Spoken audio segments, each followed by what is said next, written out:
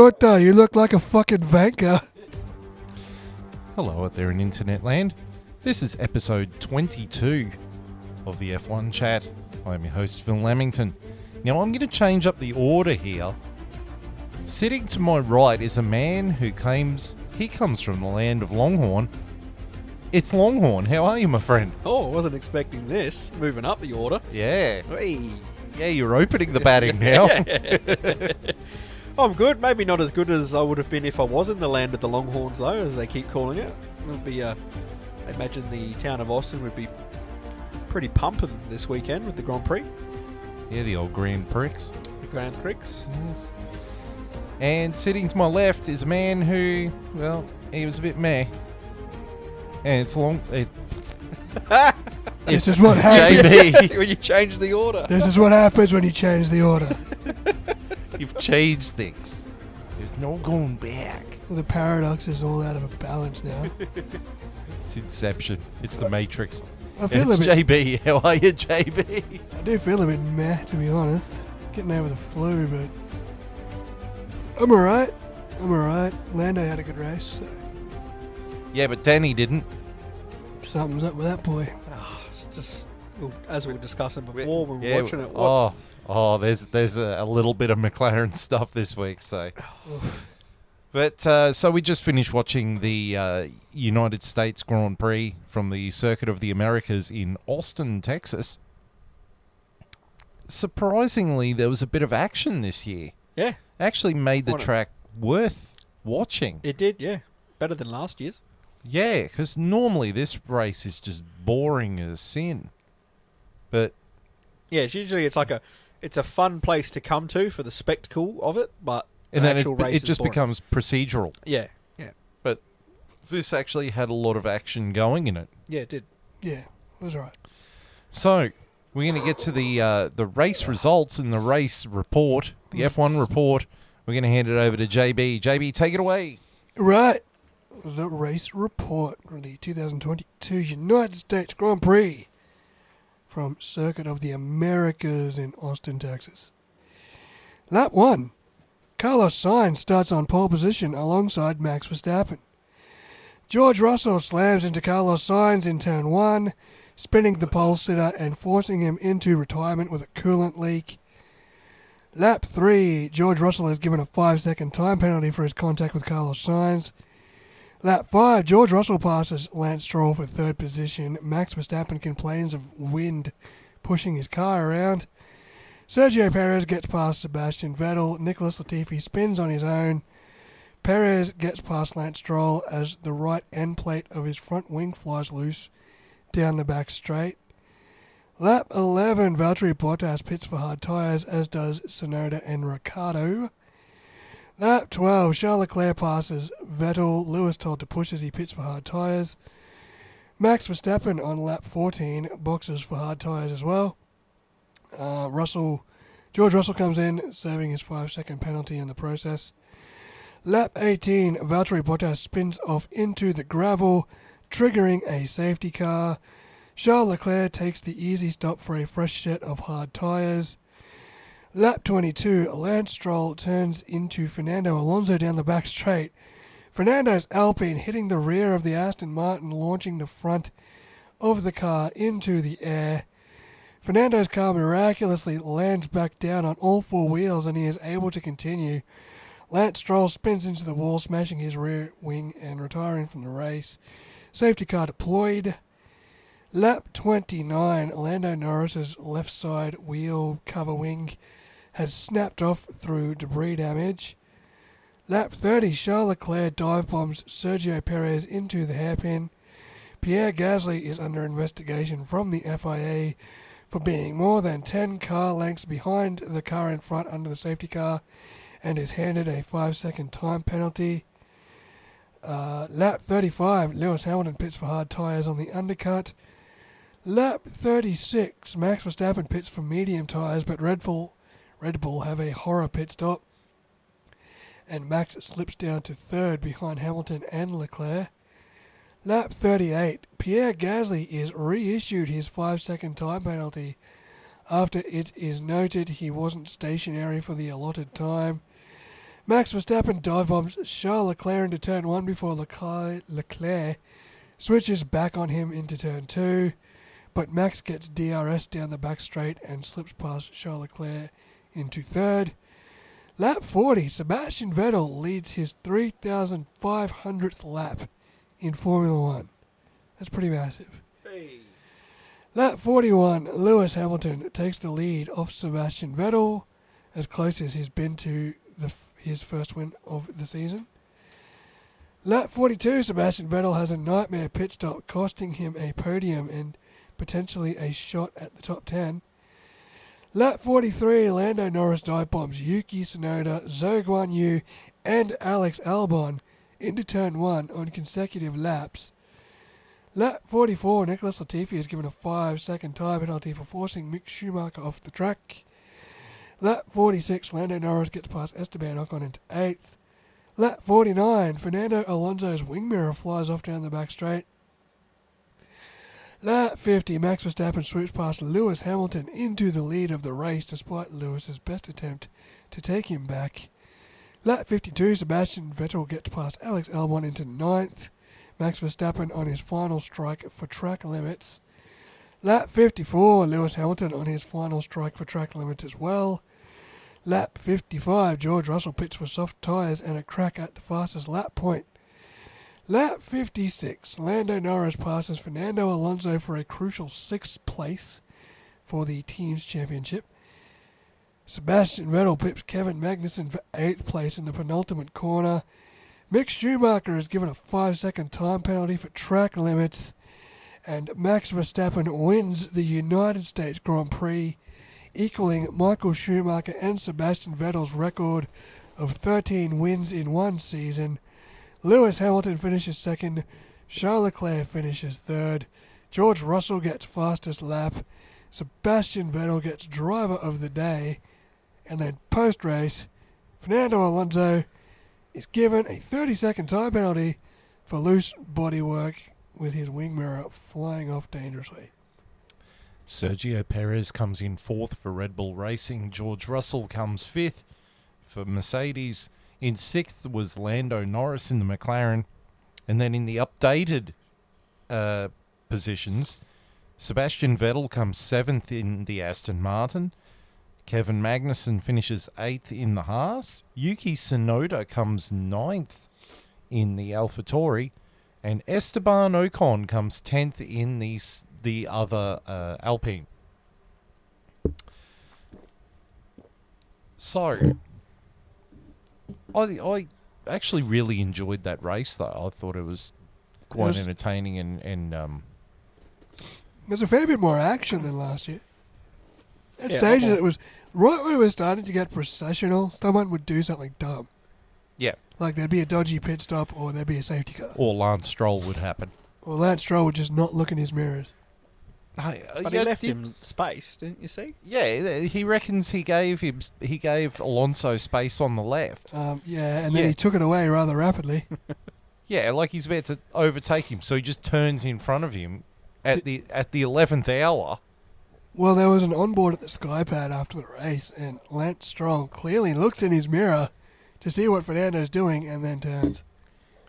He just has no regard for other people, hey? Like, he at least looked in his mirror, unlike Nicholas Latifi, but... Yeah. But that's still, what I mean. It's almost like he did it on purpose because he knew Alonso was going to get him, so he's like thrown these toys out the cot and been like, "Oh, we'll stuff it. You're going to have to hit me." Like, yeah, that's just because he's really... got no regard. Like even after it, he's just like, "I crashed," and then he can't even take any responsibility for it. It's like, "Oh, I left him space on the left." It's like, "No, you didn't." Like, you didn't leave him space. You like, swerved into him. It's like how the British commentary team did everything humanly possible to try and blame Carlos Sainz for the first lap crash. For George Russell just torpedoing into him. That's it. I mean, they kept saying, he jinked under the corner. Well, if he hadn't, he would have run up Max Verstappen's bloody tailpipe. Yeah. So he's damned if he does and damned if he doesn't. And let's not forget Sainz was on the racing line. Yeah. Not George Russell. Yeah. And Russell locked up going into that corner. Sorry, the whole fault of it was George Russell. That should have been a 10-second penalty more than a 5. Well, Yeah, I think easy. any other lap of the race, that would have been a 10-second penalty. But Yeah. because it was the first lap, they're playing the lenient card. I think, as I was saying earlier to you guys, I think if you cause an incident, so you're deemed responsible for it, so you've got to say a 5-second penalty. If that incident has to retire that car you've impacted, you should get another 5-second penalty. Absolutely. So I think it should have equaled it. I'm fine with them doing 5 seconds because it was first lap. Because it took signs out, I think you should get an extra 5 and make it 10. Because it doesn't feel like he gets much of a punishment, really, because Yeah, it doesn't seem punishment enough, does it? considering what signs gets. So, you know. It's kind of like how you brought up during the race. When they come out of a safety car, you've got to wait 2 more laps for the DRS to kick in. Oh, it grinds my gears. Why? Like- Why? Yeah, I don't get it. Like, while the cars are bunched up, put the DRS on then. Yeah, instead, we wait 2 laps until everyone's out of range of each other. Everyone's all spread back out over a second. It's And like, then oh, no one can catch the other. It's like... Yeah. And the fast cars just keep going. Like, the faster cars just keep going. It's like... And I the beat goes on. No, and like, I mean, I asked you guys, like, what's the... maybe there's another reason, but we all come up with it must just be for safety. And it's like, it's Formula 1. It's the best 20 drivers on the grid. If they want to go for it on cold tyres, let them go for it. Like, yeah. if they crash because they get too much speed using DRS and their tyres aren't warm for it, then they're out the race. Like, Well, here's a really good question to spin off from that then. Because it's this growing thing of behind the safety car. Once the safety car turns its lights off, that the leader becomes the safety car. And they keep doing this thing of let's slow right down and then at a random point we're going to gun it. I think they should just have to maintain speed in order to keep the tyres warm. Yep. So then if they keep the tyres warm, you won't get stupid crap happening and you can turn the DRS straight back on. Yep. No, it's a good tactic. You need to give the race leader that freedom. Yeah, I don't 'Cause, mind you them know, having he's- that, but I just don't agree with then being any reason to not have DRS on. I don't agree with the cold tyre thing. Like, let them go for it then. If their tyres are that cold, then they won't do it. Like, they won't use it, will they? Like, I mean, they're not going to. Of course they're going to use it. They're Formula 1 drivers. They want to be as fast as possible. Yeah. And that's what we want to see them bloody do. And we want to see overtakes. So why not give them the opportunity to be as fast as possible when we allow it? I mean, I can understand them turning it off as they're going over the start-finish line to restart the race. If cold tyres is the issue, then maybe not 2 laps, but maybe 1 lap. Because most tracks, it takes 1 lap for the car to get back up to temperature. So why not 1 lap? You can Or- just split it down the middle. You don't turn it on straight away. Give them 1 lap. Don't give them 2. I mean, Coda, you've got the DRS point or the DRS zone on the start-finish straight. Yeah, that one wouldn't be active anyway. Don't leave that one on, but by the time they get to the second one, it should be on again. Yeah, that's what I think. I'm fine with it not being on at the start because usually there's always one on the straight or whatever. Don't have it. That's fine. But when they get to the first zone, it should be on. Yeah. By then, every car's... We've gone past the shitstorm of the first turn usually is. Cars start spreading out to being behind each other. Cool, give them DRS so they can start overtaking each other. Like, Yeah, and I mean, the tyres are somewhat warmer than what they were when they restarted the race. Yeah. So they got no excuse. Yeah, but I mean, a track like Cody, you can get away with it. A track like, Austria, you probably can't. it's like Because the second DRS point literally turned 2. we don't make cars come in when they're when tyres are wearing out and they start losing grip. We don't force them to come in. It's the team's choice. Yeah. So how can we sit there and say, oh, well, we won't allow DRS for safety because of cold like, we don't make them when we see them visibly struggle on tyres, like, oh, well, they better come in for safety reasons. It's like, it's the team's choice to do that. It's strategy. So why with DRS do we, safety?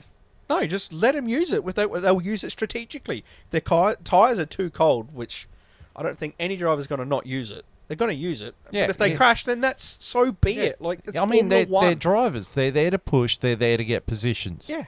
And it will also pick apart the drivers that might be able to manage better on colder tyres.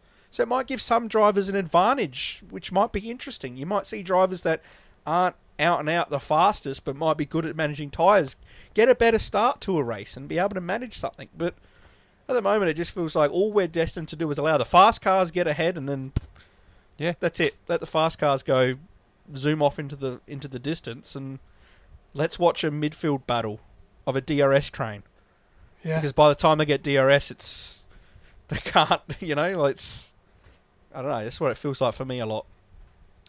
Right, well, moving on, I've got my key drivers of the day. And the first one is Sir Lewis Hamilton.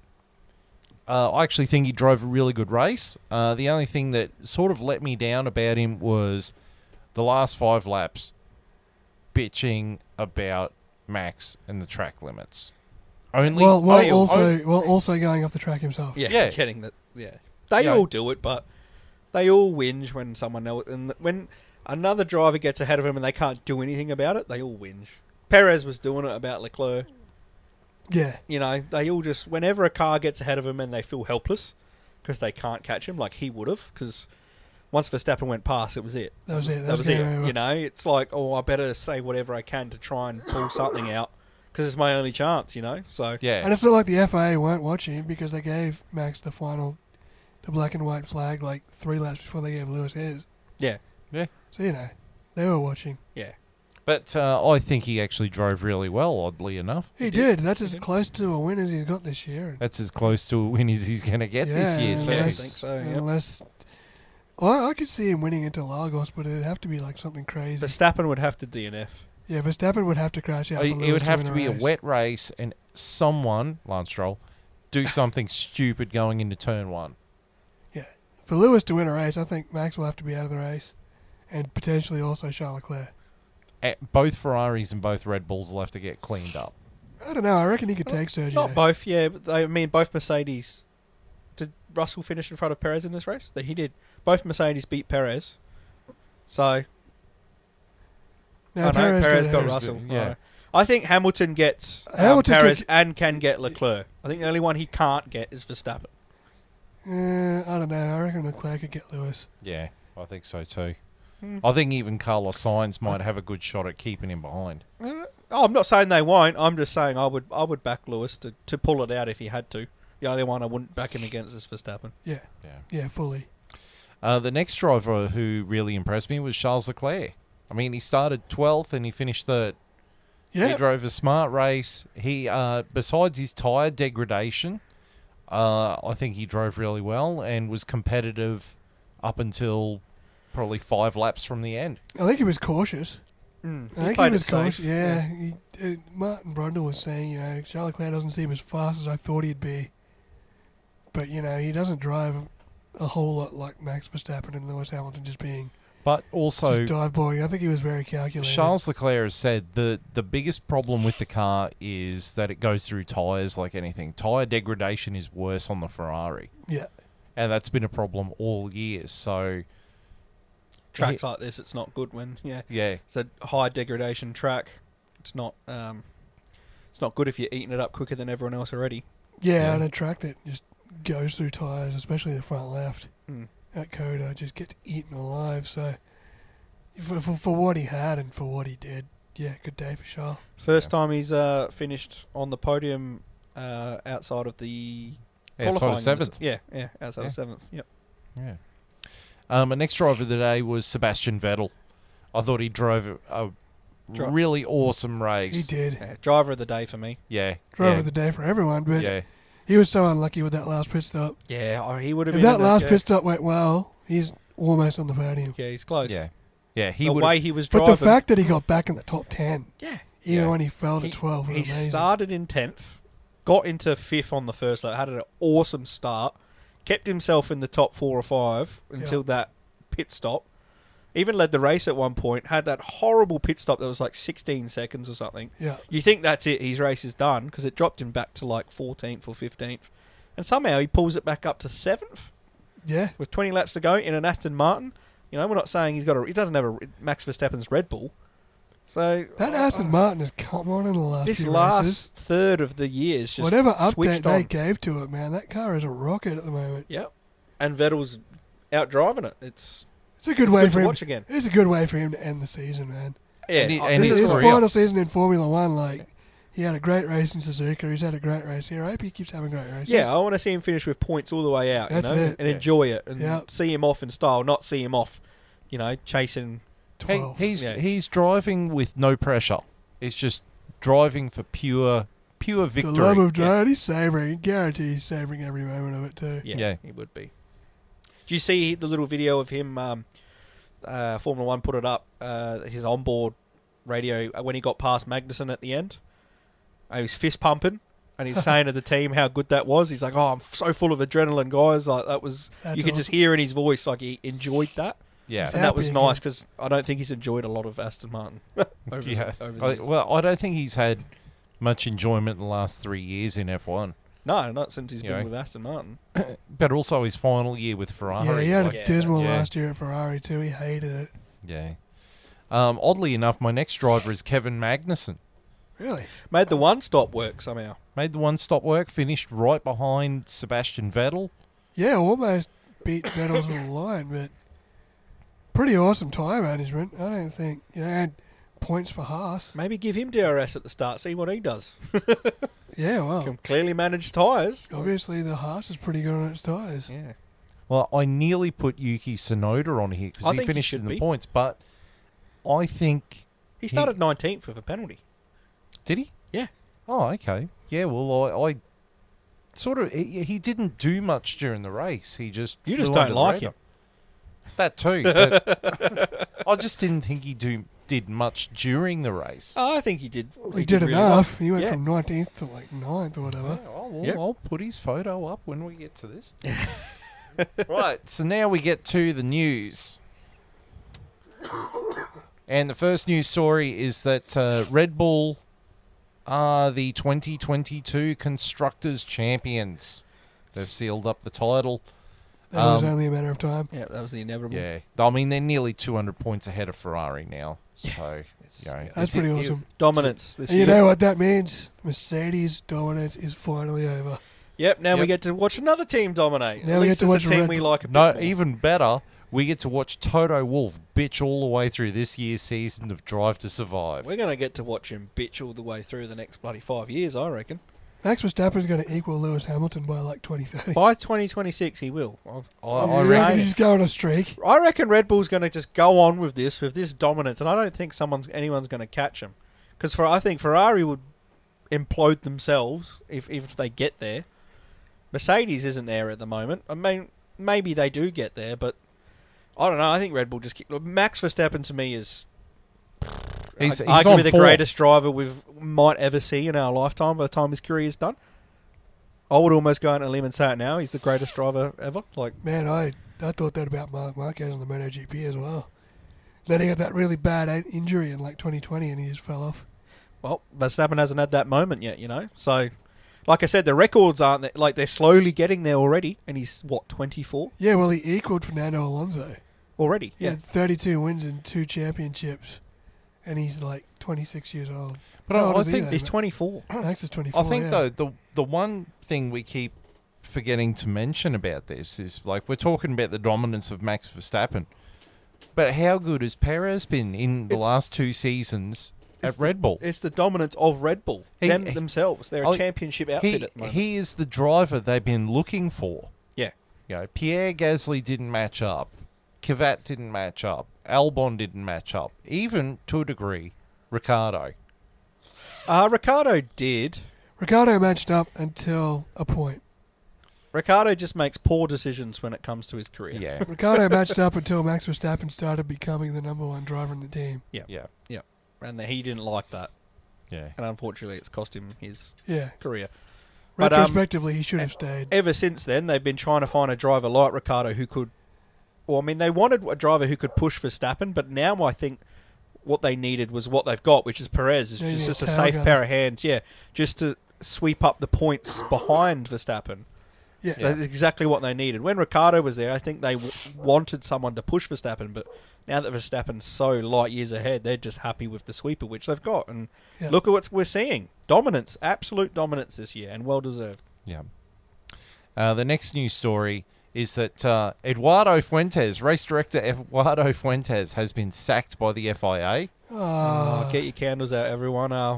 Get your blowtorches out. Yeah, they asked for their cutter back. Too Fast, Too Furious jokes may. Yeah, that's the end of them. Here. That's the end of them. Yeah. Blowtorches out for Eduardo. Yeah, he's taking his rat and his bucket home. He's taking his rat, his bucket, he's going home. Put your cutters out on the letterbox. He's retired back to the boatyard where his Ferrari is. Back to the boatyard, my boy. Yeah. Back to your yacht. Don't go to the airport, go to the harbour. Yeah. Take Eva Mendes with you. You and your Eva Mendes, get out of here. Take your cutter with you. Take your souped up Mitsubishi Eclipse and go home. Your Mitsubishi Spider. Oh, yuck. The Lakers car. Oh. Yeah, so Eduardo Fuentes got the boot, and it was because of the tractor being on the track at the Japanese F1 that Pierre Gasly nearly hit. We were getting too many inconsistencies. How they thought having two directors over one was a good idea is bloody beyond me. So that was a problem to start with, and then obviously him himself made a lot of poor decisions, hence why he's not there anymore. But I just think at the end of the day, we've already talked about it. I think they made a mistake letting Massey go. They should have given him the other year to prove himself and prove that he was still a good director. They needed a scapegoat, though. They did, and they got it. And then the problem is, though, is we're not getting safer, which is what they say they should. That's what they should be doing. Massey should be going because we want to be safe, right? Not because Mercedes are upset. Who's the race director for Australian Supercars? Tim Sheen, isn't it? It was Tim Shankin. Tim Shankin. But I think he stood down from the role. Oh, well, they should bring him in. No, he's retired. He's old. That's right. Swing some money at him. He'll come out of retirement. He gets to see the world. Nah. Oh. Well, look, Michael Massey is now in the Supercars, Yeah. race director board, and he's not even, he's not even in the top job. He's just there watching. Yeah, well... Isn't he set to take over? Yeah, I assume he would be. Yeah. I assume he would be. All right. Now, Williams for next year have been hinting that they're going to bring Logan Sargent in to replace Nicholas Latifi in 2023. Pending his super license point. Pending his super license. I don't know if he's the right option. Not right now. He's not high on the list of people I would have taken. What annoys me is Williams come out and said, we want a driver to push Albon. And when you say that, you're saying to me you want someone with a bit of experience, a bit of proven commodity about them. And they're going to, instead of that, they're going to go for a rookie who doesn't even have enough super license points that crashed a lot last year. When we're getting rid of a guy who crashes a lot because he crashes a lot. Yeah. I just don't see him coming in and helping pushing this team. Now, what I see it as being is I feel like it's come down from Drillton Capital. I feel like it's a push from... Yeah, they want an American driver for the American market, which I get. My only gripe with that is no one's going to care if he's no good. Even if he is American. I think they signed him because... Well, he is part of the Williams Driver Academy. Yeah, there's that. But I think the reason they're pushing him up early is because they want... to be honest as well, there's not a lot out on the market at the moment in terms of drivers because they haven't acted quickly enough to... they should have pushed hard for De Vries. It was written right there. Yeah, it was written right there for them. And they sort of just went, we'll get to it when we get to it. Yeah, and, they sort of let the drivers they could have pushed for move around. But I would have liked them to rather have taken Mick. At least Mick's got experience. Haas don't want him. Bring him in for 1 year. Let Sargent do another year in F2. If Sargent has a dominant year in F2, there you go. You bring him in then for Mick. Say thank you, Mick, for... And who's sitting here twiddling his thumbs? 2022 Formula 2 World Champion, Felipe Drugovich. Yeah. Without a drive. That's all I would have... If we were going to take someone... Drugovich... And he pretty much dominated the F2 season. Drugovich did, yeah. And to a degree, to as much as a driver could dominate the F2 season. And, Logan Sargent's the one getting the call up to Formula 1. And here's the thing, there's not... The argument against Drugovich was, there's not a lot of talent around him. Well, why is Sargent getting a seat then before Drugovich? He's probably more talented than Drugovich. That's what Logan Sargent had that hot streak. We were talking him up mid-season. But they all did. Jack Doohan did the same. The problem was Sargent's streak ended Yeah. You know, and Ended unfortunately at badly. the moment, I like to judge drivers coming at F2 on the recent crop of guys we've been getting, which have all been fantastic. So unless you're fantastic, I'm kind of like, have another year, you know? Like, Yeah.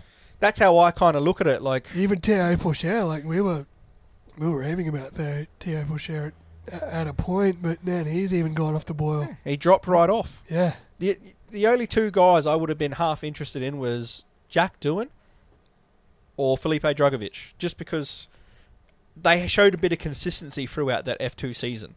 And they didn't... Like, Doohan had crashes, but they weren't his fault. Sargent, like, went into the wall a few times. It was, you know, his own fault. And I'm just... Yeah. I don't know. It just doesn't get me excited, especially when they come out and they said to me, we want... When I say me, I say everyone, you know. Just say me because I'm a Williams Well, fan. no, they spoke That's personally, to me, you. yeah. I've got Joss, you know, on speed dial. Joss Capito on the Don't worry. phone. He's going to hear about all of this. But I just think you've got Albon. He's your number one. He's done well in the car, and we want to move forward. We don't want to be 10th again. We need someone to help progress the car. And I just don't see a rookie doing that.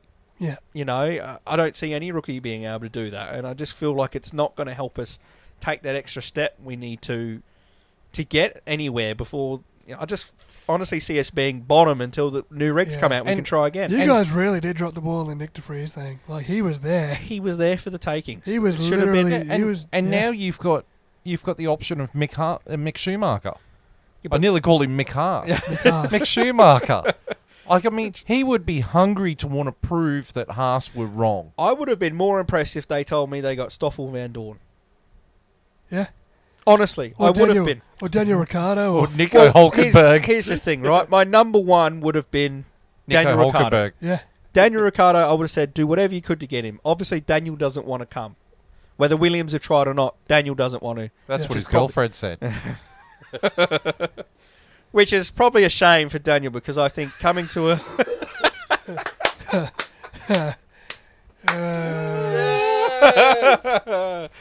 coming to... Yes. Moving to an outfit like Williams, I think would have been good for him. If he come here for a year, would help us develop. He could put in some stonking performances and work his way back up to a top drive again. Yeah. But that hasn't happened. Also, by hiring Daniel Ricciardo, you run a really good chance of bringing Williams back up to the front. That's what I'm saying. Also, Daniel Ricciardo spanks the American market. Yep. He's the number one driver in America, like to Americans. So it's like, I don't know. I just kind of feel a bit deflated that we come out with this. Like, where's our ambition in a sense? Like, I get he's our academy driver. I'm happy for that we're promoting our own academy drivers. But I want them to come through when they're ready. Yeah. Well, I don't want to be we don't have AlphaTauri to throw them in and spit them out. Like, this is our team, you know? So it's kind of like I want the best guys in at the time, and I want a plan going ahead. Like I said, if they had come out and said, well, look, we're taking on Mick Schumacher because he's got experience, we're hoping he can push Albon, we're taking on for 1 year, and in our head, we're pushing Sargent to have a stonking year in F2 to show he has to be in the car, and then we'll see at the next year's end. This kind of feels like they ran out of options and we're just going to promote Sargent because he's our driver and because he happens to be American, so that's what we're going to do. And to me, I'm like, it just doesn't feel like the move to push us forward. It just feels like a move. Feels like they didn't think it through. No. It's always like desperation. Yeah, well, and to be fair, we're going to even be in more desperation if he doesn't get enough points out of Abu Dhabi. Yeah. If he crashes out at Abu Dhabi and doesn't get enough points, I'm not even sure how many he needs to get, but if he doesn't get enough points, what do we do then? But they haven't signed him yet. I think they are waiting to see if that happens. Yeah, they are. Joss has come out and said it, so it's like... But what's their other option if they don't get him? Well, they're going to have to get Mick it's Schumacher. going to have to be Mick because surely there's no one else out there. Who Yeah. I was trying to think about this before. Who else is even out there? Unfortunately, you know, Giovinazzi come in and showed why he shouldn't be on the grid whatsoever. Free practice one, Okay. which is hilarious. That is hilarious. Hulkenberg will not advance your car. No, he won't. All he'll be is a safe pair of hands.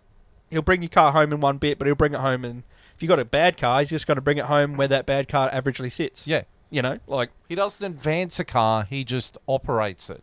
Yeah, he'll be like Kevin Magnussen is to us. Exactly. Like he'll be there when you need him to be there, but that's all he'll be. That's my other gripe with Haas in a sense. Like, where's your ambition in these lower teams? Like, okay, it might cost you money because you've banked on the talent, and the talent's had a few crashes, but bank on the talent, because the talent's what's going to push you forward. Don't bank on Mr. Safe Pair of Hands.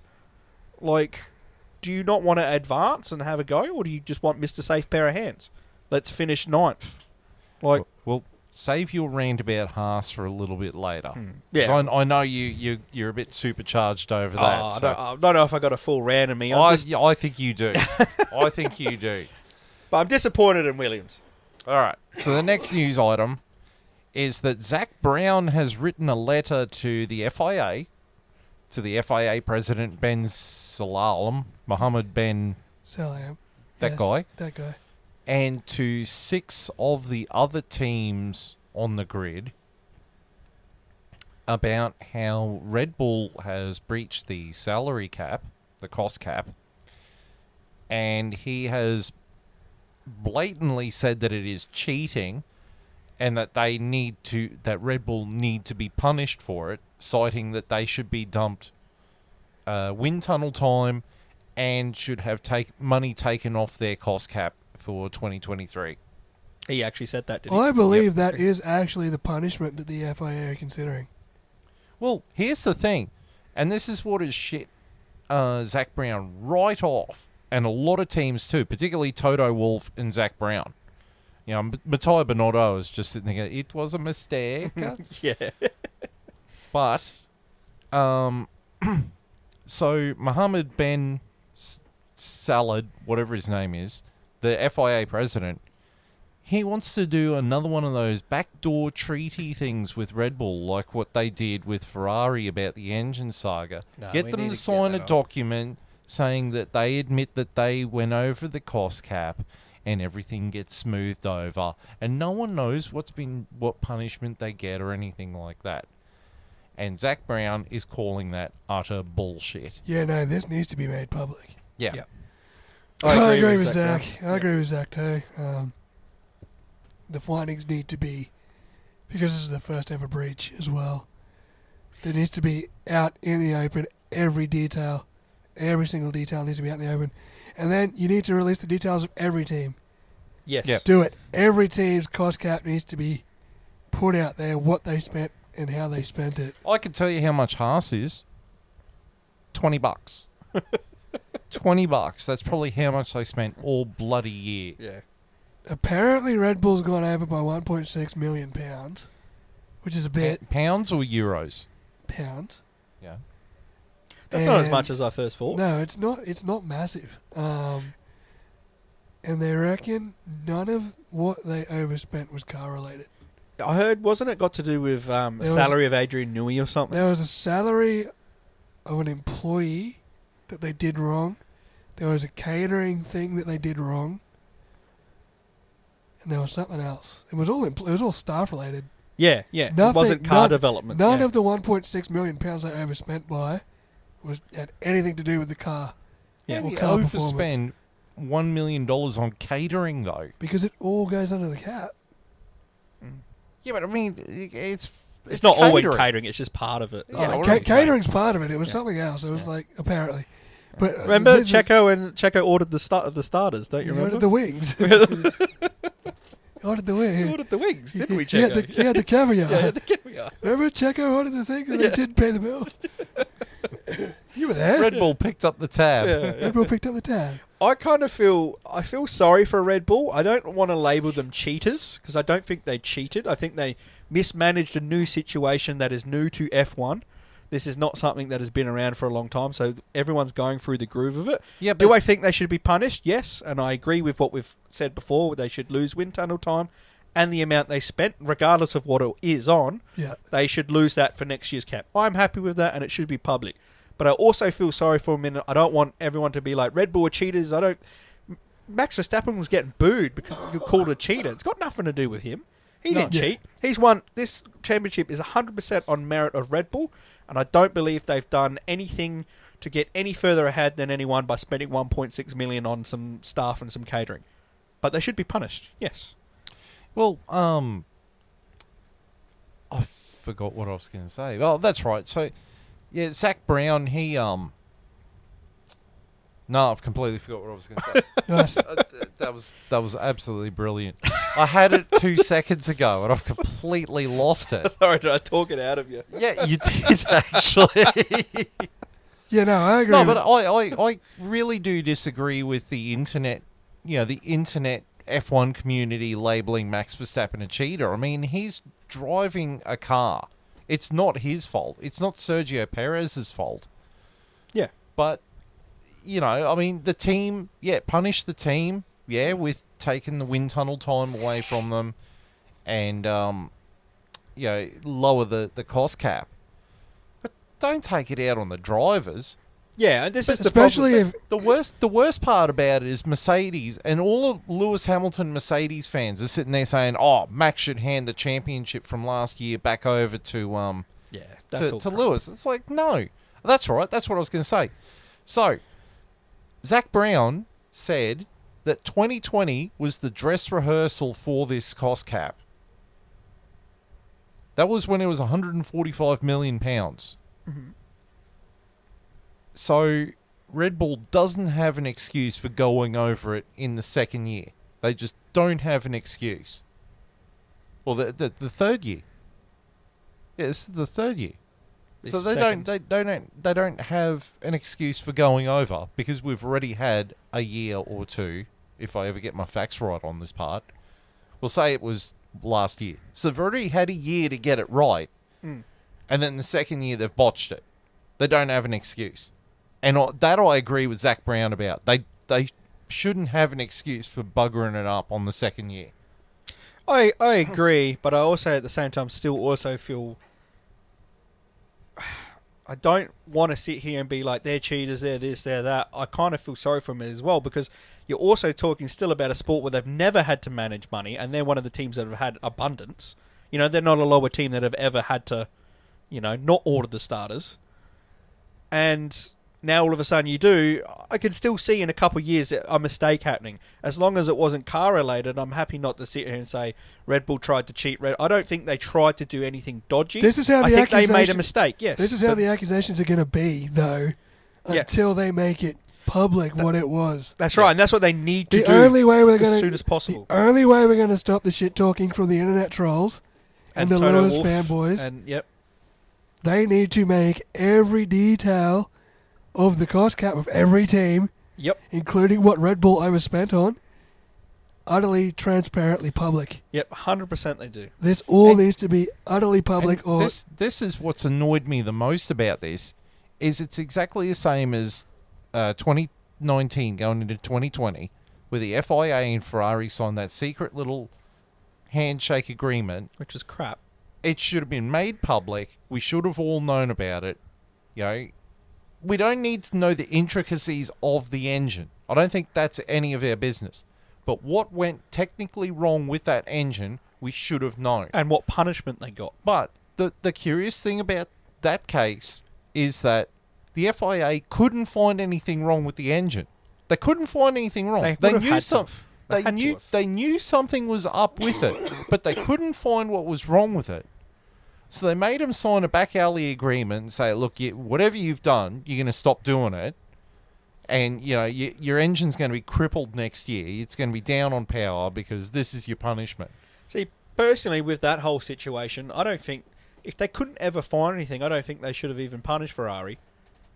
Yeah. Rather than doing what they did. I think they should have just done what they can to find them. And we know something's wrong. When we find out, then you're going to get heavily punished, and it's going to be public. Well, the hot rumour was it was the fuel filter regulator. Yeah. They were allowing the engine to use more fuel than it was meant to be used for. It's a 1.6 litre, so it was probably, giving it more fuel than... I don't know how it works. How did they find that out, though? Like, why was it something they couldn't find? I don't know how it wasn't something that... But that's why every car now has got... Every engine now has two fuel regulators. Yeah. To counteract it. Yeah, apparently Ferrari were using more fuel than they were allowed. And giving the engine more power, but the FIA couldn't prove it or some shit. Yeah. Yeah, so it's weird. It's a bizarre one. I feel like you need to be caught doing it. Yeah. And then the punishment has to be necessary and public. like it should have been back then, and I want them to do the same here. It needs to be. It needs to be. Yeah, to help Red Bull, it needs to be out in public, because if Red Bull is innocent, like I'm believing they are, and I could be showing red face, it could come out and they spent 1.6 on development, and they did cheat. But if it is what they're saying it is, like I said, I still want them to be punished, and I want it to be made public, and so should every bloody teams be made public, so they all can't sit there and point fingers and go, you did this, you did that. No, they should list everyone, how much they went over, like what their exact, spent. Just simply as in, development this, staff this, whatever it is. It doesn't have to be complete. Godzilla outside? No, it's just Kiki. Kiki is my dog for everyone listening. She's the one that keeps barking in the background because there's a possum outside that she doesn't like. Oh, that's what I heard. Sounded like she just about jumped off the patio. I went out to the little boys' room earlier, and all of a sudden it was like footsteps in the bushes. I was like, holy hell, what's coming for me? I didn't even think it's a possum. I was just like, Kiki's inside. What the hell is coming for me right now? I didn't have my phone on me to like show any light. I just I shot the rest of me shot out as quickly as I could and ran inside. Like, what the hell was coming for me? No, we had a family of 4 possums, and 3 of them died because our next door neighbour had been baiting them. And the 4th one is still searching for its family and its mate. Oh. But it's grown up a bit bigger, and it's back to doing the family thing of annoying my dog. So that was that. Anyway, make it public. Make it all public and put it all to bed and punish accordingly. It's the only way to stop all this bullshit. You've got to make it public. Set a proper precedent for how we're going to engage with breaking the rules in Formula 1 from now on, and do it fairly and publicly, and then from now on, when anyone ever does anything wrong, we do the exact same. So we don't have these backhand deals we had with Ferrari years ago. We have it publicly done and publicly shown what the team done wrong, and we publicly know what penalty they get. Yep. Simple. Sorted. Right. Moving along. So we've got 2 news stories to do with Red Bull Racing, besides them becoming the Constructors' Championship. Now, there's been all this speculation about Daniel Ricciardo's future, and everyone thought that he was going to be the reserve driver at Mercedes. Now it's coming out that he's probably going to be the reserve driver for Red Bull. That's interesting. That's a better move than Mercedes. A lot better move. It does lead the question, though. This is the question for me. What if they dump Perez at the end of next season? This is why it's a decent move, and I reckon this is why they're doing it, because they might bring him in, let Perez have another year, he's earned that, compare them, and who knows, Daniel, this might be his chance to get back in the top team. Yeah. Because I don't think he was doing it at Mercedes, because I think Lewis Hamilton would go till he'll be Alonso, he'll be there till he's 45. Whereas in this is an actual maybe backhand way of getting in, other than going to one of the other open F1 seats and proving it there. This might be his way back. This could be. How could you not count your lucky stars? Imagine if you're Daniel Ricciardo right now, you won the lottery. You're back in the Red Bull system. Where they love with the possibility of them ditching Perez, and they're the championship-winning team. Yeah, if he gets back... If they ditch Perez at the end of next year, and he's in the best car on the grid in 2024... Well, even in, say, 2024, if they dump Yuki Tsunoda and he goes back to AlphaTauri, it's still him being in the Red Bull system... Yeah, being able to prove... With a shot of proving that he can replace Sergio Perez when they eventually call time on their relationship with Perez. Like you said, JB, he would, if this happens, he would have to be one of the luckiest Formula 1 drivers ever to go, because the amount of teams willing to throw him into their seat. I mean, he's been at, 3 teams? Yeah. He was potentially looking at his 4th by going to Mercedes, which is still another top team. Yeah. And if he manages to come back into this championship team with a chance of him getting in there, and he'll have a decent chance too, because he'll probably know most of the engineers and people that are there. They all love him and like him. Christian Horner loves him. Yeah, all he'd have to do is prove he's faster than Perez. Even Max Verstappen likes him. That's what I mean. They get along great. It's like... His biggest career mistake was leaving Red Bull. Yeah. So to get a chance to come back when they're dominant... 5-6 years later, you get the chance. You get a second chance at the Red Bull seat against all odds. Yep. And they're the champions. Yep. Yeah. and they're the best car on the grid, Yeah. man, buy a lotto ticket. Or don't buy a lotto ticket because your luck's already gone. Bloody oath. Like, you don't have any more luck. Like, that is the most pull-out-of-your-ass career-saving move that could ever possibly happen to you. If it pays off, because, I mean, who knows? Maybe next year Perez is the clear number 2 and pushes Verstappen all the way and they go... At this stage, Perez has done nothing to lose that seat. That's right. That's right. So it all depends if Red Bull want to be like, oh, we want a guy that might be an edge faster than Perez. But it's like, would you want to ruin the dynamic you've already got that's dominating? He's had some shaky races, but he's had some good races too, Perez. Yeah, he has. Yeah, in the chaos, Perez is good. Yeah, well, he's won... What did he do? He's won every street track race this year. Yeah, he won Monaco. He won Monaco, he won Singapore, he won Azerbaijan. Did he win Jeddah? No, Max won Jeddah. No. But he's won like 3 or 4 street races this year. The only thing I could see Ricciardo doing better than Perez does is in races like today where he gets stuck behind Russell for ages. I can see Ricciardo clearing that quicker. Yeah. I can see Ricciardo moving up quicker in some races. But other than that, Perez has done exactly what he needs to do. He's won those races when Verstappen hasn't been there, the chaotic races, and he's still consistently in the top 4 or 5. I mean, so he should be with the car he's got, but like we've always been saying, do you want to ruin the dynamic where he never interferes with Verstappen and he will always be willing to let Verstappen be... He knows his place as the number 2. Yeah, he is the modern day Barrichello / Felipe Massa. He's Valtteri Bottas at Mercedes. Yeah. That's 100% what he is. Yeah. Moving along to the next news story, and sadly it's a sad one, is that the owner, co-owner, the founder of Red Bull, the company, Dietrich Mateschitz, unfortunately passed away on Saturday at 78 years old. He, not just Formula One, but motorsport, sport in general, owes a lot to Dietrich Mateschitz and that disgusting drink. Hey, I don't mind Red Bull. No. It smells bad and everything. But, I mean, Red Bull was sponsoring teams like Sauber and Arrows. And then when Jaguar folded, he bought it, turned it into Red Bull Racing, the current world champions.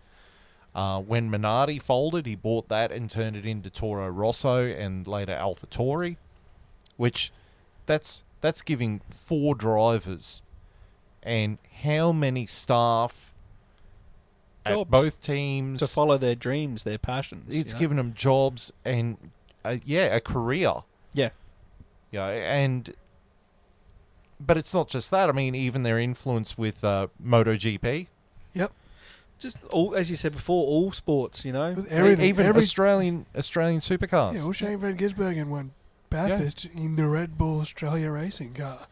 Think of all the extreme sports, all the people that do extreme sports that would never have a career if it wasn't for Red Bull. Yeah. Think about all that. It's all the events they sponsored. sponsor. Yeah. All the concerts they sponsor. The extreme sports events they sponsor. The Red Bull Air Race, that was them. Yep. So much he's done World for Rally sport. Championship. Everything. KTM Red Bull in MotoGP and in Moto2 and in Moto3. Karting. Yep. Formula One. World Rally. NASCAR. Everything. Le Mans. Everything that a Red Bull IndyCar. logo is on is because of Dietrich Mateschitz. And everything that's got a Red Bull logo on it is good. Like, in terms of motorsport, it's about the sport. Yeah. Yep. Yeah. It's done properly. Yeah, it's done properly, and it's done to the highest level. That's it. And that's all because of Dietrich Mateschitz. Yep. And it's a sad day for sport. I was genuinely sad when I woke up this morning and the race was on, and I checked my phone at my break at work, and came up with Red Bull are the constructors' champions. I actually felt sad because he wasn't there to see it. Yeah. But at least he got to see Max win. He got to see Max. He got to see Sebastian Vettel win it 4 times. Yep. I think he'd be proud. He would. So. Yeah. The way that they're situated at the moment. Yeah, he should be very happy. And rest in peace. Sadly, the final story is also another sad one with one of the Haas crew team members named Harvey Cook. He unfortunately also passed away on Friday.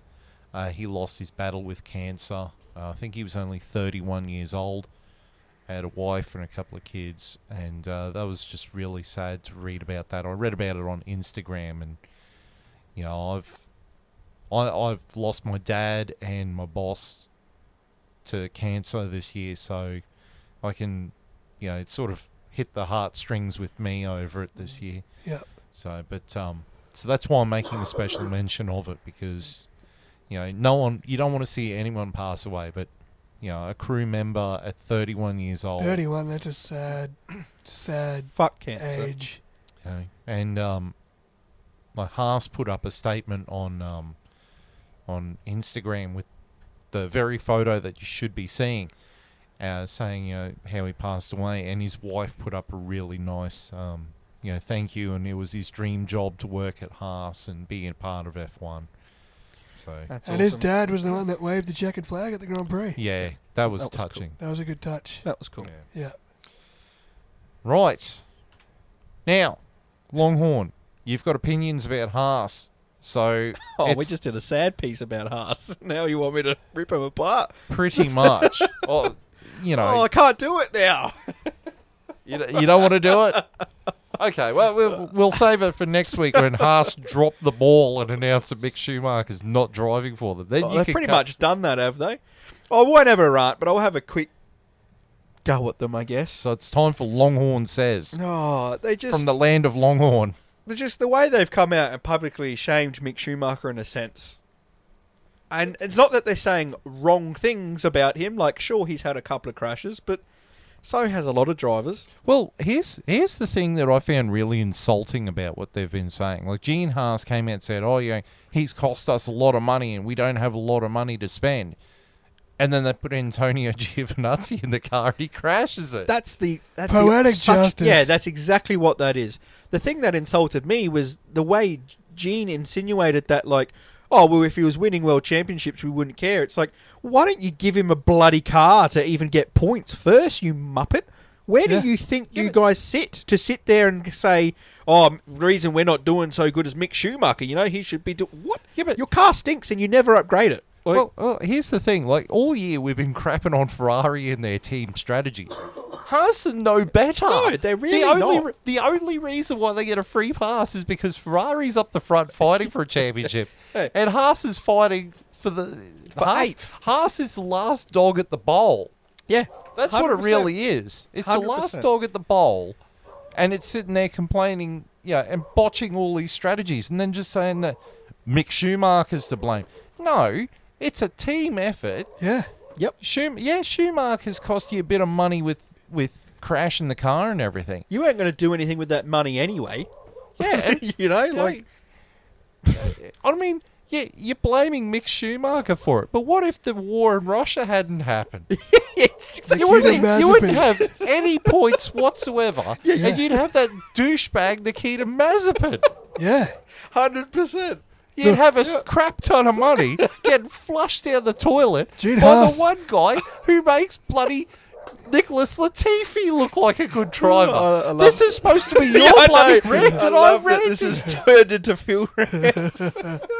Like, Perfect. Gene Haas is Vladimir Putin like a sandwich.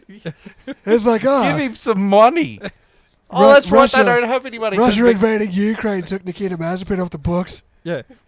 they gave him points. But the poetic justice is Mick Schumacher has written the car off a few times this year, and then 30 minutes into the practice session, the guy they wanted to replace him with puts it in the wall at Kona, and it's just like 3 laps in. It's like that slow was like clap. that was awesome. I would have loved So good. to have walked past Gutta Steiner and be like, "That's your boy, Gutta. And Hey, Gutta. he was in Mick Schumacher's car. Hey, Gutta, you look like a fucking vanker." Yeah, you tried to look like a fucking rock star. Now you look like a bunch of fucking vankers. And then, Mick Schumacher ironically turning up to the circuit in a Gutta Steiner shirt. Yeah. Like, bloody hell. Look, if they wanted to sit there and criticise his performance a little bit, I can understand that. But it seemed he's such a nice guy, and they seem to come out so publicly with not liking him, and like they've been so strong in saying essentially they don't want him. That's not funny. Like, what do you expect that to do on a guy's confidence who's still a young talent coming through in your shitbox car? Yeah. How are you expecting him to get anywhere when you're just like, oh, you suck, you know what we need to do? We need to bring back in Nico Hulkenberg. I like how... Where's your ambition? The people who are defending him, though, are guys like Sebastian Vettel and his uncle Ralph. Like, particularly Ralph. Ralph's sitting there going, you guys keep blaming him, but maybe if you made a better car... Yeah. He could actually show you what he can do, but instead you're too busy pointing your finger at him and not doing the upgrades to the car like you're supposed to. I mean, Exactly. before this, They're looking right, for a fall guy, aren't they? yeah, like Yeah. Their big thing is like Magnussen's outscoring him in points, which A, Magnussen's a lot more experienced, okay? B, he got all those points in the first couple of races, which when was the last time Haas was decent, except this race, he got a couple in this race. Because they got the strategy right. He made it work. But it's not like...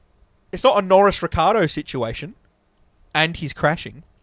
You know, it's like he's got a shitbox of a car. What do you want him to do? Like, And there's no other options. I could understand if there was another hot driver ready to get in their car that you're just like, oh, this is the next, you know, someone, Mick Schumacher, you know, like. You know, I love how Gene Haas was, because I watched the thing from the race, and they were saying that Gene Haas really does not want rookies in his car. He put wants two in. He put two in. Nikita Mazepin and Mick Schumacher. Yeah. Put him in the car. Oh, I don't want rookies in my car. I want experienced hands. So you're either gonna put Giovinazzi or Which, look what Hulkenberg. happened there. Who has crashed? Like, turns out even experienced drivers crash. Did you Yeah. know that? Who would have known? Who would have fucked it? Giovinazzi's never been special. He's crashed it no matter what. Yep. You know, he's crashed the Alfa Romeo. He's crashed the Haas now. And Or they want to put Hulkenberg in. Hulkenberg, a has-been. A never was. Hulkenberg, who has the record for the most races without a podium. yeah. That's You your guy. but he's an experienced pair of hands. Yeah, but they're a dull pair of hands. And here's the thing. Other than Kevin the two Magnussen crashes, and Nico Hulkenberg might be the single most boring lineup of drivers. they would be. The most plain vanilla, flavorless jello. Just water. At least Kimi Räikkönen, in his own dull way, had a lot of personality. Yeah, he was entertaining in He his was own way. entertaining Yeah. because of how just he didn't give a toss. Hulkenberg and Magnussen would just be the most plain, run-of-the-mill, generic, boring teammates. No, they're not exciting. They don't drive exciting. Nothing's exciting about them. No. It's like, oh, congratulations, guys. We become 14th and 15th, but we didn't crash. Like, Like, didn't crash. congratulations, Haas. Like, I don't understand the ambition. You know what they Doesn't are? exist. They are the driver equivalent of Star Wars Episode 7. Just the most dull, boring, we've seen this already before, couldn't we do any better than this? What I don't even understand, like, okay, Schumacher had those two bad crashes, right? They cost him a lot of money. 2 crashes, right? But it's not as if he's a Latifi. Like, he's being pulled into this category as if he's a Latifi. Like, they've had to upgrade the mirror size on the cars next year because of Latifi. At least he's leaving a lasting And effect. Stroll. And Stroll. And Stroll, Yeah. because of guys like that, like they're increasing the mirror size. Instead of saying, hey, be a better competent driver, we're just making the mirrors bigger, you know? Like, Adding more drag to these already heavy cars. yeah, for them to not look in. Because of you. But other than that, name me another crash he's really had. That was his fault. He had the Jeddah crash, and then he had... What was it? Jeddah, Another big Monaco. crash. That's it. Yeah. They were big. Oh, and he crashed at Japan in practice. He Yes. did. Okay, Japan in practice. So that's 3 crashes. Wet conditions. But, yeah, to his defence, it was extremely wet. Practice was over, and he was just trying to get it back to the grid. But Gunther Steiner was very quick to come in and say, "Oh, well, he did that on his own volition, like under his own willpower." And Gene Haas is very quick to come out with how much Mick Schumacher has cost the team. Don't be It an was- F1 if it you're was- afraid of that. He reckons Mick Schumacher has cost the team €4,320,000.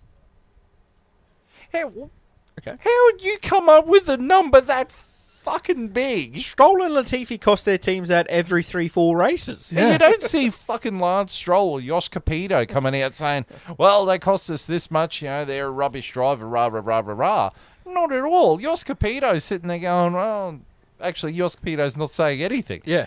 Other than he's, we're not keeping you on next year. You don't see Larry Stroll coming out and saying, well, my son fucking sucks. I mean, he does. It cost me so much money, which he also does. Yeah, you don't see Larry Stroll coming out and saying that. No. But you got Gene Haas and Gunther Steiner that just seem hell-bent on blaming Mick Schumacher so they can get rid of Mick Schumacher so then they can bring a Hulkenberg in. Or they're so desperate to get Daniel Ricciardo in. Daniel Ricciardo's probably looked at their car and gone, that's probably worse than the shitbox I'm driving now. Daniel Ricciardo is more content at driving the Red Bull simulator Yeah. than jumping in a Haas. What does that say about Do you your know what? bloody Do Haas? you know what else is costing you money? Finishing 8th in the championship. Exactly. No ambition to move forward by putting any faith in Oh, a they talented will. driver. They've gone from 10th to 8th. That'll net them an extra like 20 Yeah, but that's mil. what happens when Yeah. you drop a really crappy Russian driver who honestly wouldn't know what a rear view mirror, a go pedal, and a brake pedal look like. Yeah. Well, he certainly proved that. Yeah, but I mean, look, the key to Mazepin, he was like, oh, I don't find F1 fun. It's a job for It's me. a job. And I'm now your fucking job glad you're gone. and now your job is inscripted in the Russian military. Well, Driving a Russian tank. He's the one that At got least- bogged. at least when He's he dro- definitely the one that got bogged in that Ukrainian farm, didn't he? That was Nikita. At least when Nikita Mazepin drives into a wall now, he can go through it rather than bounce off it. This is what I He was born to causes, do. he causes Ukraine. This is so 4 much million. more fun than that old job I used to have. Nikita Mazepin's like his driving thing is to crash now. Yeah. He just drives the battering ram. He drives the tank with the big like dozer bucket on it. He causes Ukraine 4 million He's euros like- of damage. He's just like I need to use your natural driving talent for what it was actually meant for. He's just bulldozing through Ukrainian He even villages. puts on what it was supposed to be his 2022 driver's helmet Yeah. as he's driving the tank through the Ukrainian walls, causing 4 million euros worth of damage. That's Sitting it. there going, look, Gene, I can do it too. Oh, God. I hope Mick Schumacher leaves Haas, and then whoever he lands next year, he just kicks Haas's ass. I hope that Logan Sargent Sogan. That's right. You've got mind disease for the night. Largent. Largent Sogan, I hope. That's what he's going to be for the rest of the year. yeah. Largent. That's going to be his name when he doesn't have enough points on his super license. He has to fudge it. He's like, no. I'm not I Logan am Sargent. 21. I am the 21. I am so good. So good, Largent. I'm Largent. So good, Largent. That's me. Just scribbling like more points on his super license. You've got the wrong guy. He's wearing that like fake mustache and glasses in his profile. You're not Logan Sargent, are you? No. It's like Shogun Largent. It's like super obvious. He's wearing like a fake mustache. Like, oh well, you've passed the thing. Get in. That's when you know the fit really has hit the shed. Oh, Well, hopefully he doesn't get enough super license points, and Williams got because they got no other option. They just take Mick, and and Mick's still on the grid. hopefully, Haas end up with Hulkenberg and dead last. And they go last next year, and Williams finish above them. I bet you any money, if Haas goes with Hulkenberg and they finish dead last, they'll blame it on Kevin Magnussen. Yeah, 100%. 100%. God. It'll be anyone but their fault in their car. And then they'll rehire Nikita Mazepin. Yeah. Or another rookie that Gene Haas doesn't want a rookie. Gene Haas needs to retrieve head from sphincter. That's all I'm going to say about him. Yep. Right. So, moving on. It's time for the driver's standings. So, JB, you can do the driver's standings. Right, 2022 driver standings after the United States Grand Prix numero uno, undoubtedly, to the max. World champion Max Verstappen. Max, super Max. Super world champion Max Verstappen 391 points.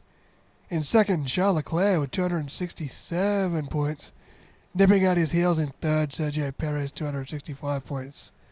Fourth is Mercedes' George Russell, 218 points. Fifth is Ferrari's Carlos Sainz with 202 points. Should have had a lot more than that today. Where am I? Seventh? Sixth. Lewis Hamilton, Mercedes, 198 points.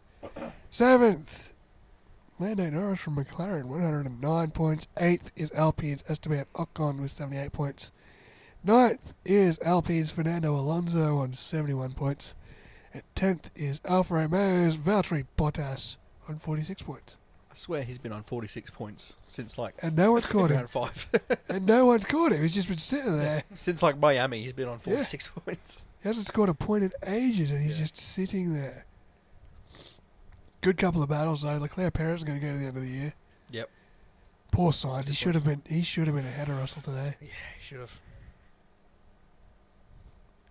Well, you've got Sebastian Vettel in 11th on 38 points. So he is catching Bottas. That's still a fair gap.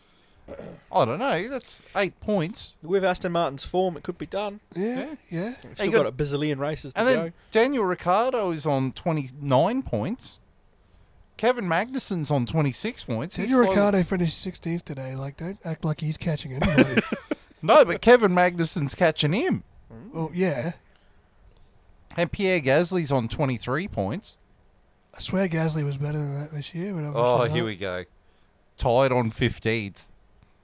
Lance Stroll and Yuki Tsunoda with 13 points. Hey. Oof. And Mick Schumacher's only 1 point behind them on 12. Come on, Mick.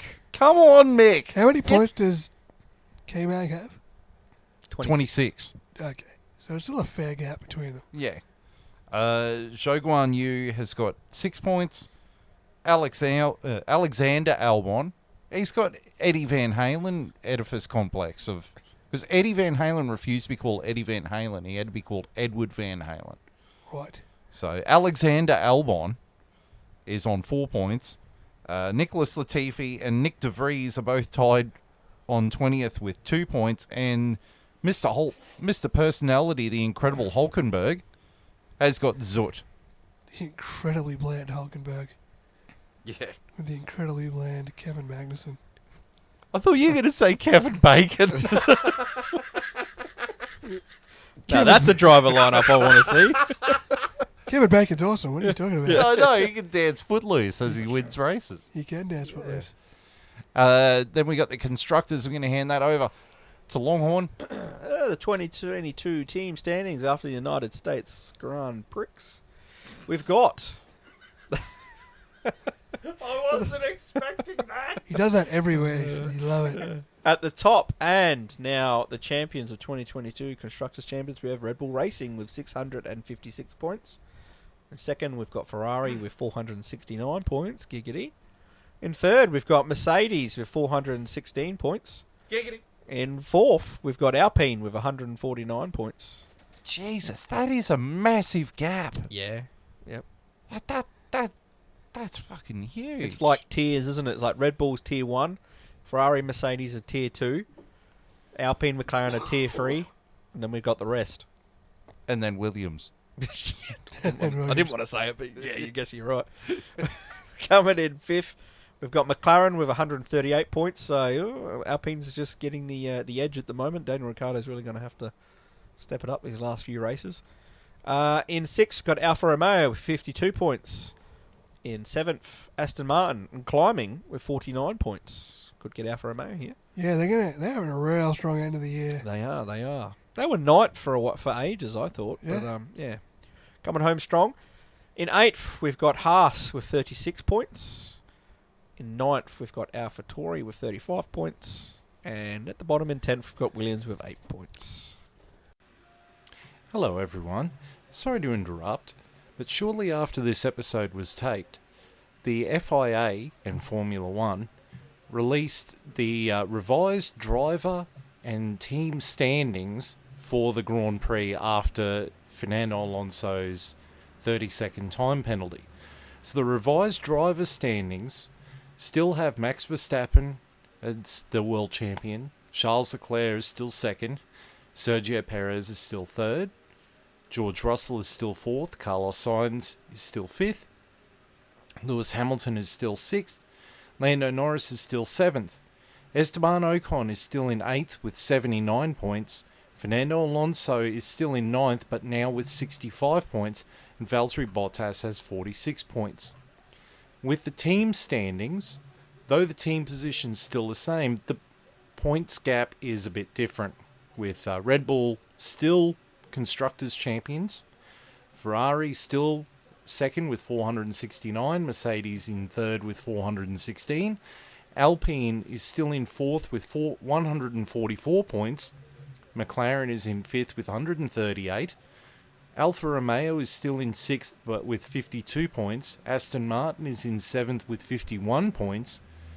Haas is still in eighth with 38 points. AlphaTauri is in ninth with 36 points. And Williams is still dead last with 8 points. I'm going to make some... Okay, we'll make some big calls here. Bold predictions. Is that what we're going to do? Okay. I love it. Let's do it. I think Ferrari's going to hold off Mercedes.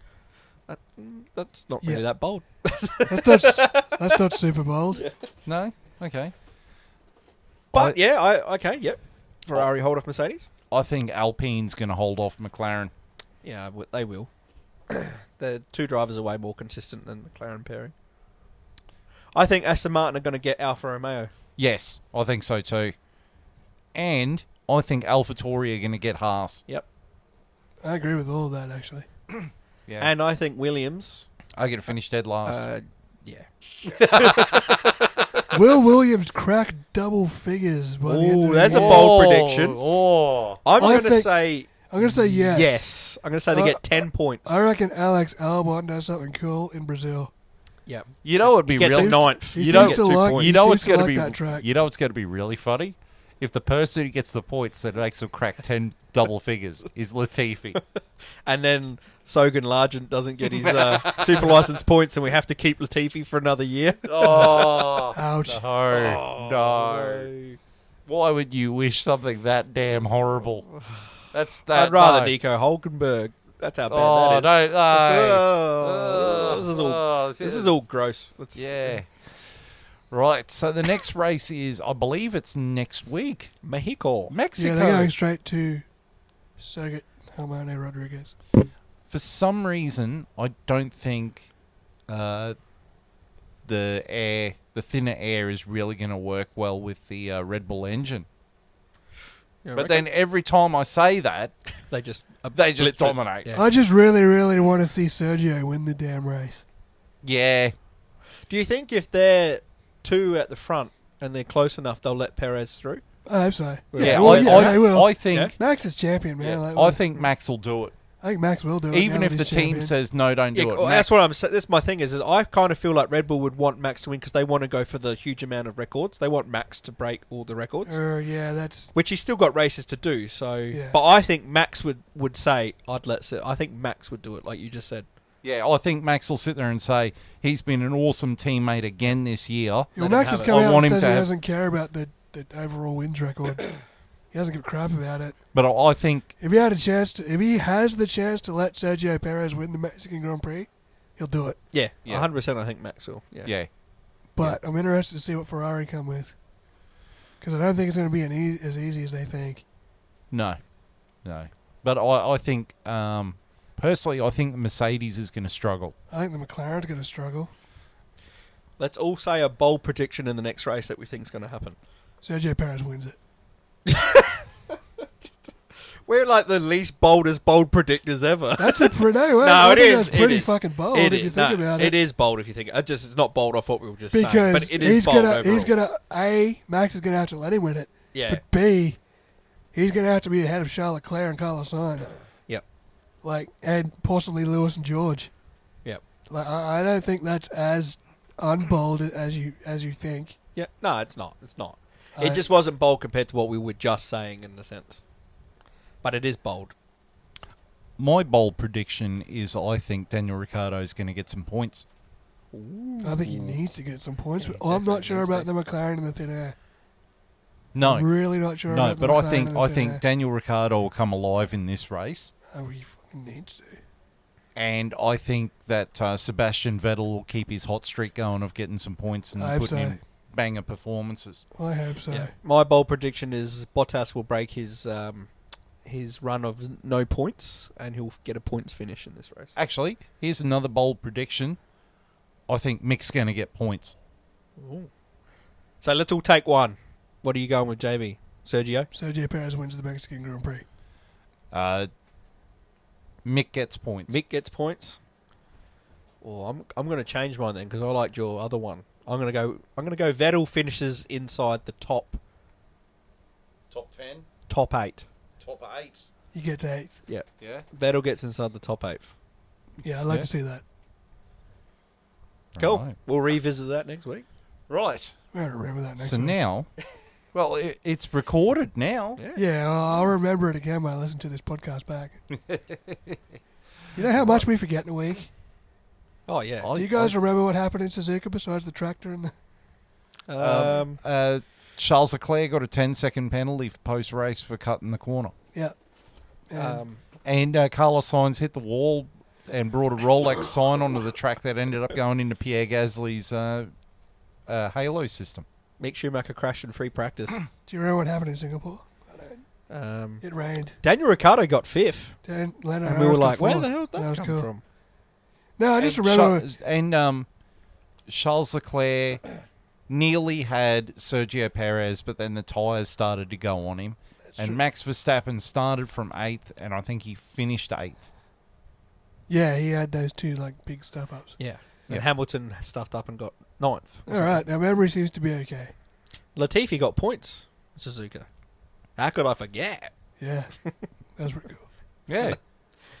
No, you're right, though. It is quite easy to forget what happens, even in 1 week, eh? I mean, we were doing this podcast last year, and the race would happen 2 weeks ago, and we tried to remember what happened in that race, and we couldn't. Yeah. It's like, my memory's just got blank. Yeah. That's why I take notes. That's why you take the notes, and I come up with the format. I take the notes, and then I delete the notes the next race. That's why every time we've done one of these, delayed a bit, I'm like, can we watch the highlights before just so I can jig, Yeah, the it's key what moments happened? in my head again? Like, oh, that's Yeah. right, that's right, that's right. But speaking of the podcast, you're actually able to listen and watch the podcast on YouTube on the F1 Chat, care of the Vindicator 18 channel. But I think next year it is going to be on a dedicated F1 Chat channel. Yes, I think that's the go. Time to launch that bad boy. We also have a Facebook page, which is the F1 Chat, where you can engage with us. I actually don't have a lot to do with that page because That's I've all got our to- social media manager, JB. Yep. Yeah. You can also engage with us on the Twitter, It's also me. which is the F1 Chat 1. Don't forget the 1. Don't forget the one. You can also watch this on Rumble, Yes, On the watch and F1 listen. Yep. on the F1 Chat. And you can also listen to this on the Spotify, on the F1 Chat as well, which our other social media meister, Mr. Longhorn here, comes from the land of the Longhorn. Land of the Longhorns. Land of the Longhorns. Yeehaw! Woohoo! They had the Texas dances this time, not the... They Not weren't the the Dallas Dallas, no. Cowboys cheerleaders. They were clearly the Houston Texans. Yeah. But As he said it, we've got the Dallas Cowboys here. They're literally Texans. dancing in front with massive Texan written the all across Texans them. logo Yeah. in Texans colours. It's like, crafty. Crafty. Stick to soccer, Yeah, mate. well, it's better than Brad Pitt snubbing Martin Brundle on the grid walk.